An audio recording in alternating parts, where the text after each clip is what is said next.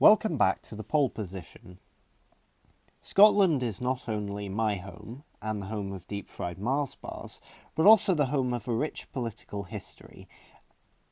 Many UK Prime Ministers such as Arthur Balfour, Ramsay MacDonald, Henry Campbell Bannerman, Gordon Brown and Tony Blair all came from Scotland.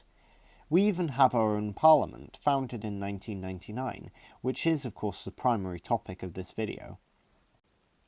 But what is the Scottish Parliament, and what does it do? The UK is governed by a semi-federal system, with some parts of the country being given their own legislative assembly and government that handles certain local issues, such as policing, health services and education. This is not universal, as only Scotland, Wales and Northern Ireland have their own assemblies and administrations, in a process called devolution, whilst England is largely governed by Westminster alone. London does also have an assembly, but it does not carry out the same roles as the other parliaments, so I don't count it as the same. Sorry, London.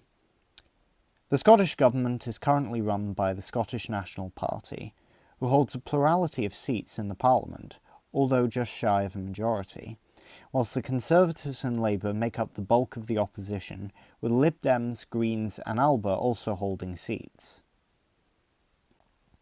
Scottish politics has been on a very interesting journey since 1999. From the initial Scottish Labour governments to the upset election of 2007 that led the SNP and Alex Salmond to victory, from the still divisive independence referendum to the upheaval around Brexit, to now, with an election that may change the face of Scottish politics forever. The next Scottish Parliament election is less than a year away, and a lot is riding on this one.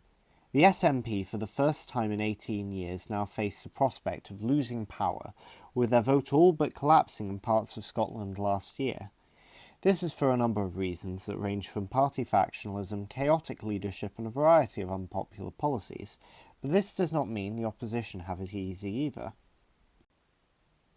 Last year, Scottish Labour saw a massive resurgence, dominating the Westminster election in seats, winning 37 out of the 57 seats after nearly a decade of resounding defeats at the hands of the SNP in Westminster.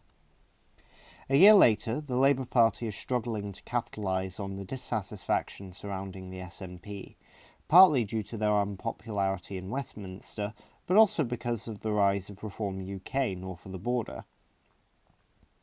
Reform's rise seems strange considering the unpopularity of Brexit north of the border, but an unpopular Labour Party, soaring cost of living and other issues around standard of living has made many in Scotland consider supporting Nigel Farage's party. The Hamilton by-election was a strong example of this, as Reform was able to pick up 26% of the vote, only 3 points behind the SNP and 5 points behind Labour. This may seem like a good result for Labour and a bad one for Reform, as a first-past-the-post vote only requires a victory of one or more votes. But this argument forgets two things about Scottish politics.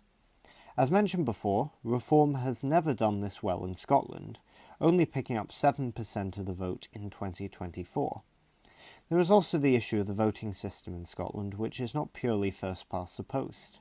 Instead, Scotland uses a hybrid system, with 56 seats added via proportional representation and 73 seats via first-past-the-post.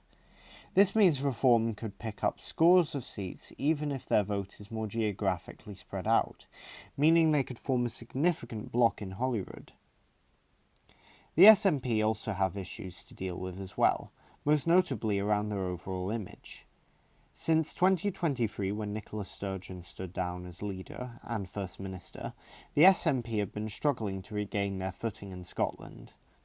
When Humza Yousaf stepped in as leader, he faced cratering polling and a difficult relationship with the Scottish Green Party, eventually deciding to end the power-sharing agreement they had formed in 2021, forcing him to resign to avoid an early election.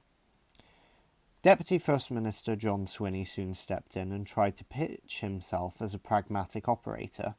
After all, he had been in the Scottish Parliament from the beginning and had previously served as leader of the SNP in the early 2000s. And many had hoped that he would be a stabilising force for the party. And although he has kept on top of the factionalism in his party for the large part, this hasn't won over voters. After a lacklustre campaign in 2024, his party was given its lowest tally of Westminster seats in 14 years, being all but wiped out south of Stirling, where most of the seats were located. Things have not gotten better since, with the SNP failing to improve their share of the vote in any meaningful way in the polls, only benefiting from the rise of reform at the expense of Labour. This was shown especially with the Hamilton by-election, which saw Labour win despite dropping 2 points in their vote since 2021, while the SNP dropped nearly 17 points. They are still in the lead from overall polling, but if Labour were to recover and win back the voters lost to reform, then the SNP will need to improve their popularity significantly if they ever wish to hold power. It's far too early to predict this result, but if polls are anything to go by, a lot can change in a very short space of time. Thank you for watching. Don't forget to like and subscribe. As always, have a great day, and I'll see you next time.